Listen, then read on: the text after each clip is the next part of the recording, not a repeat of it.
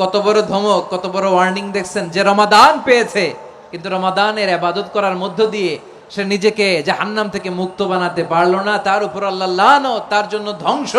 সাইয়েদনা জিব্রাইল বলেছেন আমিন, স্বয়ং বিশ্বনবীও বলেছেন আমিন। আওয়াজ করে পড়েন নাউযু বিল্লাহ। তাহলে রমজান আসবে আর আমরা নিজেদেরকে জাহান্নামীদের লিস্ট থেকে নাম কাটিয়ে জান্নাতীদের লিস্টে উঠাতে পারবো না। এর চেয়ে বড় হতভাগা কি আর কেউ থাকতে পারে? তাহলে রমাদানের এই রহমত, বরকত, মাগফিরাত, ফজিলত আমাদের কামাই করার দরকার আছে না নাই? আমার প্রিয় ভাইয়েরা, আপনি পৃথিবীতে যত ইবাদত করেন সব ইবাদতের সওয়াব নির্ধারিত। এটা পাবেন বা ওইটা পাবেন, এই সওয়াব জান্নাতে, এই বাড়ি ওই বাড়ি। শুধু সিয়ামের সওয়াবটা অনির্ধারিত। কুল্লু আমালি ইবনে আদম ইউদাফ আল হাসানাতু আশরু আমসালিহা ইলা 700 দি'ফিন ইল্লা সাওম। সব নেক আমলের সওয়াব বাড়তে বাড়তে 700 গুণ, কিন্তু রোজা ছাড়া। রোজার সওয়াব কি হবে?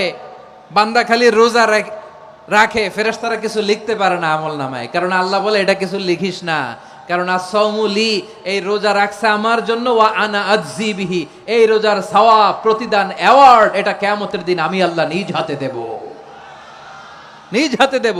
আরেক বর্ণনায় এসেছে ওয়ানা উজজাবি, আমি আল্লাহ নিজেই হয়ে যাব রোজার প্রতিদান। সুবহানাল্লাহ।